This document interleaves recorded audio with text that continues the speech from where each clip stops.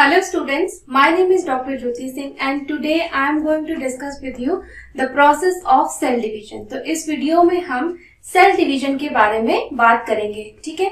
So basically cell division जो होता है, सबको पता है कि हमारे बॉडी में बहुत सारी सेल्स होती हैं, ठीक है। और जैसे कोई सेल डैमेज हो जाती है, ठीक है, या डेथ कर जाती है, हर सेल की एक जो है सर्टेन स्पेसिफिक लाइफ होती है, ठीक है। उतने दिन बाद जो है वो सेल अपने आप डाई आउट हो जाती है और हमारी बॉडी में हमेशा नई सेल्स बनती रहती है। लेकिन ये जो हमारी बॉडी में नई सेल्स बनती है, ये बनती कैसे है, इसी प्रोसेस को हम कहते हैं सेल डिवीजन। और इस वीडियो में हम समझेंगे डिटेल में कि सेल डिवीजन क्या होता है, ठीक है। तो बेसिकली जो सेल डिवीजन होता है वो दो तरह का होता है, ठीक है। एक जो सेल डिवीजन है उसको हम कहते हैं माइटोसिस और दूसरा जो सेल डिवीजन होता है टाइप, उसको हम कहते हैं मियोसिस, ठीक है। So there are two kinds of cell division, तो आप बिल्कुल कंफ्यूज मत करिएगा, ठीक है। तो इस वीडियो में हम बात करेंगे पहले तरीके के सेल डिवीजन की, जिसको कि हम कहते हैं माइटोसिस, ठीक है। माइटोसिस टाइप का जो सेल डिवीजन होता है ये हमारी बॉडी की सेल्स के अंदर होता है। बॉडी की सेल्स को अगर हम साइंटिफिक लैंग्वेज में कहें तो हम कहते हैं सोमैटिक सेल्स में होता है, ठीक है। जो भी हमारी बॉडी की जितनी भी सेल्स है वो सोमैटिक सेल्स होती हैं और इनमें माइटोसिस काइंड का सेल डिवीजन होता है, ठीक है। तो माइटोसिस जो होता है वो कैसे होता है, इसकी प्रोसेस को हम समझते हैं। जैसे आप यहाँ पे सबसे पहले देख सकते हैं कि ये जो सेल है हमारी बॉडी की एक नॉर्मल सेल है। सेल जनरली इसी स्टेट में रहती है, तो इसको हम कहते हैं इंटरफेज, ठीक है। तो पहला जो सेल का स्टेज होता है वो होता है हमारा इंटरफेज स्टेट होता है, फाइन। तो सेल रहती है, सेल के अंदर आप देख सकते हो डबल मेम्ब्रेन बाउंड एक ये न्यूक्लियस है।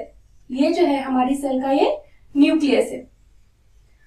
और यहाँ पे जो ब्लैक कलर का डॉट देख रहे हो आप, ये जो है सेल का ये, इसको हम कहते हैं न्यूक्लियोलस, ठीक है। और ये ग्रीन कलर के धागे और रेड कलर के धागे जैसा जो स्ट्रक्चर देख रहे हो, ये है हमारे क्रोमेटिन, ठीक है। ये पतले पतले धागों की तरह जो है हमारे न्यूक्लियस के अंदर पड़े रहते हैं। यही हमारा डीएनए होता है और इस स्टेट में इसको हम कहते हैं क्रोमेटिन, ठीक है। क्योंकि ये धागे की तरह होते हैं इसलिए हम इनको क्रोमेटिन कहते हैं, ठीक है। So this is nucleus, this is nucleolus and ये जो धागे के जैसे दिख रहे हैं डीएनए स्ट्रैंड, इसको इस टाइम हम कहेंगे क्रोमेटिन, ठीक है। क्रोमेटिन और क्रोमेटिन थ्रेड, फाइन। फिर अब हम नेक्स्ट स्टेट में जाते हैं तो देखते हैं कि इंटरफेस रहता है। ये इंटरफेस पहली स्टेट है और सेल जनरली इसी स्टेट में हमारी रहती है। लेकिन एक बार ये जो सेल है उसने डिसाइड कर लिया कि अब उसको डिवाइड करना है, आगे बढ़ना है, ठीक है, ग्रो करना है।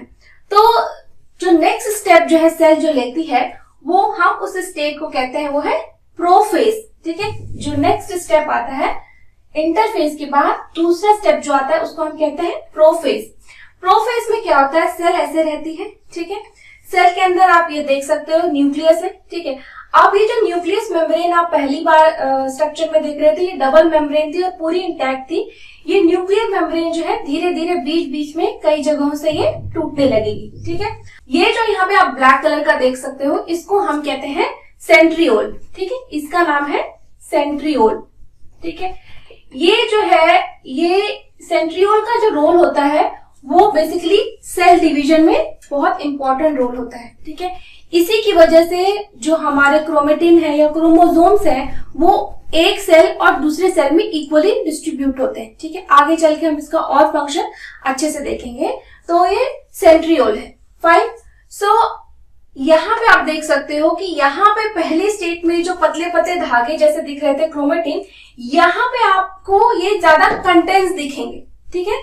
तो इन्होंने अपना शेप जो है ये बिल्कुल कंडेंस हो गए और इन्होंने किसका फॉर्मेशन किया, क्रोमोसोम्स का। अब यही क्रोमेटिन थ्रेड्स जो है बिल्कुल अच्छे से कंडेंस हो गए और इन्होंने फॉर्मेशन किया क्रोमोसोम्स का। तो यहाँ पे आप देख सकते हैं इस स्टेट पे अब हम इनको क्रोमोसोम्स कहेंगे। क्या है ये, क्रोमोसोम्स, ठीक है। इसके अंदर जो है हमारा डीएनए बहुत ही ज्यादा सुपर कॉइल्ड रहता है और बिल्कुल ये कॉम्पैक्ट हो गया, तो इस टाइम इसको हम क्रोमोसोम्स कहेंगे, ठीक है। इसके बाद जो तीसरी स्टेट आती है वो है हमारी मेटाफेज की स्टेट आती है। ठीक है, पहला इंटरफेज, दूसरा प्रोफेज और उसके बाद जो स्टेट आती है वो मेटाफेज की स्टेट आती है। मेटाफेज और प्रोफेज में आप डिफरेंस देख सकते हो कि यहाँ पे न्यूक्लियर मेम्ब्रेन थोड़ी थोड़ी टूट गई थी, लेकिन मेटाफेज में जो है ये न्यूक्लियर मेम्ब्रेन पूरी तरीके से गायब हो गई है। अब न्यूक्लियर मेम्ब्रेन नहीं एग्जिस्ट कर रही है।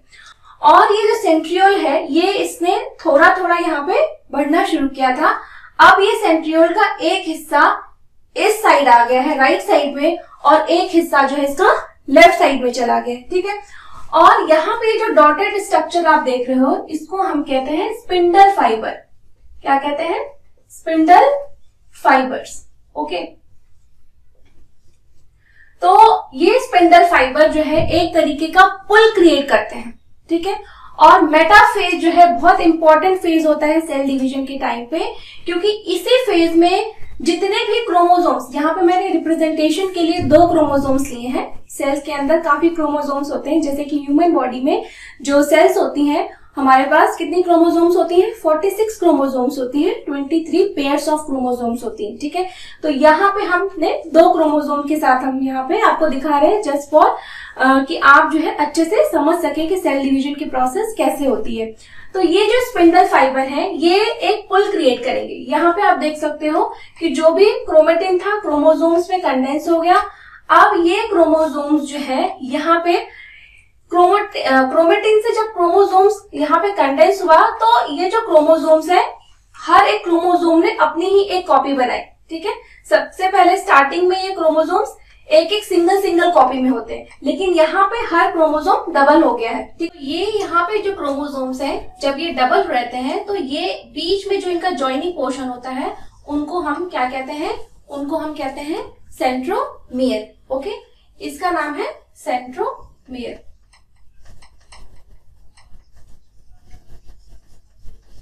ठीक है, तो ये सेंट्रोमियर से कनेक्टेड होते हैं, लेकिन जब नेक्स्ट स्टेप में जाते हैं, ये मेटाफेज में जाते हैं, तो ये स्पिंडल फाइबर, यहाँ पे आपने देखा था सेंट्रियोल्स होते हैं। ठीक है, यही सेंट्रियोल्स जो है एक स्पिंडल फाइबर्स जो है ये रेडिएट करते हैं, इमिट करते हैं, और ये स्पिंडल फाइबर्स जो है क्रोमोसोम्स को एक अपनी तरफ पुल क्रिएट करते हैं, क्रोमोसोम्स को अपनी तरफ खींचते हैं। ठीक है, तो मेटाफेज में जो है सारे क्रोमोसोम्स एकदम बीचों बीच एकदम अलाइन हो जाते हैं।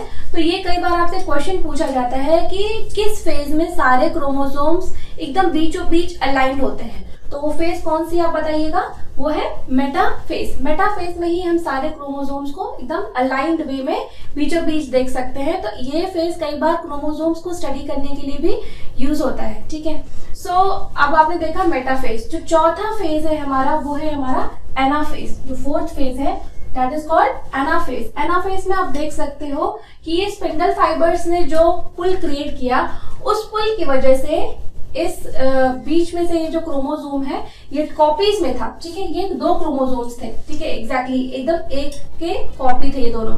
तो एक हिस्सा जो है इस क्रोमोसोम का, एक क्रोमोसोम जो है ये सिस्टर क्रोमेटिड्स थी। ठीक है, ये इसको हम क्या कहते हैं? इसको हम सिस्टर क्रोमेटिड्स भी कहते हैं। ये और ये आपस में सिस्टर क्रोमेटिड्स हैं, और एक सिंगल ये क्रोमोसोम है। तो यहाँ पे आप इस फेज में आपने देखा होगा कि प्रोफेज में, क्योंकि अब सेल को डिवाइड करना है तो डिवीजन के लिए ये क्या करता है कि अपना अमाउंट डबल कर देता है और हर एक क्रोमोसोम अपने ही जैसी एक कॉपी बना लेता है। इस वजह से इस इंडिविजुअल इन दोनों को मिला के हम इसको कहते हैं सिस्टर क्रोमेटिड्स। ठीक है, तो फिर उसके बाद ये मेटाफेज में जाता है। मेटाफेज के बाद जब एनाफेज में जाता है तो स्पिंडल फाइबर्स के पुल की वजह से एक एक जो हमारी सिस्टर क्रोमेटिड का एक हिस्सा इधर आ जाता है लेफ्ट साइड में, और एक हिस्सा जो है राइट साइड में चला जाता है। तो सारे क्रोमोसोम्स के साथ ये स्टेज होता है। और एनाफेज में हम देख सकते हैं कि एनाफेज में एक सिस्टर क्रोमेटिड इस साइड चली गई और एक सिस्टर क्रोमेटिड अपोजिट साइड चली गई। ठीक है, फिर इसके बाद हमारा फेज जो आता है वो है हमारा टीलोफेज। ठीक है, 5th फेज जो आता है वो है टीलोफेज। टीलोफेज में आप देख सकते हो कि दोनों सिस्टर क्रोमेटिड्स राइट पोल और लेफ्ट पोल में चले गए हैं, और आपका ये जो आपका सेंट्रियोल था ये अब डिसइंटीग्रेट हो गए हैं। स्पिंडल फाइबर जो है अब इस स्टेट में नहीं दिखाई दे रहे हैं, लेकिन साथ ही जो न्यूक्लियर मेम्ब्रेन है वो रीअपियर हो गई। ठीक है, पूरी तरीके से तो नहीं रीअपियर हुई है, लेकिन रीअपियर हो गई। और सेंट्रियोल का एक हिस्सा आप यहाँ पे देख सकते हो और एक हिस्सा यहाँ पे आप देख सकते हो सेंट्रियोल का है, ठीक है।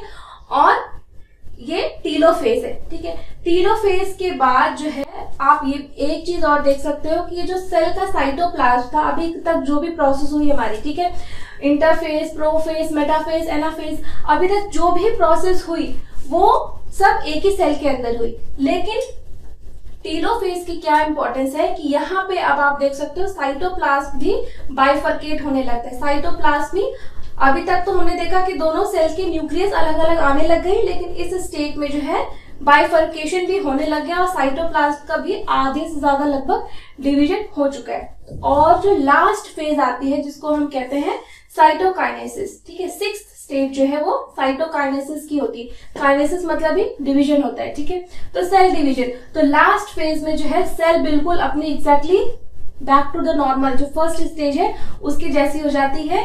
ये साइटोप्लाज्मिक डिवीजन जो है यहाँ पे पूरी तरीके से कंप्लीट हो गया और एक सेल जो है अब वो हूबहू एकदम एग्जैक्टली एक दूसरे की कॉपी बन गई है और ये 2 सेल्स बन गई हैं। यहाँ पे आप देख सकते हो क्रोमोसोम्स जो है यहाँ पे जो थे वो फिर से बिल्कुल थ्रेड लाइक स्ट्रक्चर की तरह न्यूक्लियस के अंदर बिखर जाते हैं, ठीक है। ये एक क्रोमोसोम है और यहाँ पे आप न्यूक्लियोलस फिर से देख रहे हैं। तो ये हमारी 6th स्टेज है। तो ये तो पूरी प्रोसेस थी हमारी माइटोसिस की, ठीक है। तो ये जो माइटोसिस की प्रोसेस है ये कहाँ होती है, हमारी बॉडी की सेल्स में होती है और इसी से हमारा जितना भी रिपेयर और डैमेज है इसी तरह के सेल डिवीजन से वो पूरा होता है, ठीक है। तो इस सेल डिवीजन की कितनी स्टेजेस होती है, 6 स्टेजेस होती हैं, ठीक है। फर्स्ट स्टेज है इंटरफेज, सेकंड स्टेज है prophase, third metaphase, fourth anaphase, fifth telophase and 6th and last that is cytokinesis. तो इसको सीक्वेंस से याद भी करना जरूरी है। कई बार एग्जाम में आपसे इसका सीक्वेंस ही पूछा जाता है कि किस किस स्टेज में, मतलब इसकी सीक्वेंस लिखिए, सेल डिवीजन की स्टेज की जो सीक्वेंस है वो क्या है। तो मल्टीपल चॉइस में भी ये कई बार क्वेश्चंस पूछा जाता है, ठीक है। तो आप इसको इस तरीके से याद कर सकते हो कि आई फॉर इंटरफेस, ठीक है, I, P prophase, I personally met all the clients, ठीक है। I personally met all the clients, ठीक है। तो IPMATC, ठीक है, 6 वर्ड्स है, 1 2 3 4 5 6 वर्ड्स है। आप इसको ऐसा याद कर सकते हो निमोनिक्स के फॉर्म में कि I personally met all the clients. तो आपको ये जो सीक्वेंस है ये भूलेगा नहीं और बहुत लंबे टाइम के लिए याद रहेगा। कभी आप रिवीजन नहीं भी कर पाए तो आपको ये सीक्वेंस भूलेगा नहीं, ठीक है। I personally met all the clients, this is a sequence for cell division in mitosis that is in our normal body sales.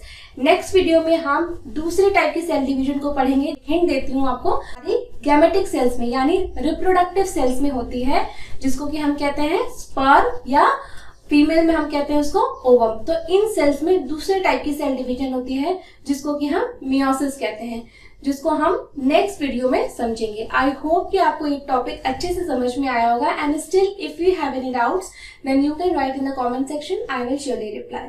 Thank you.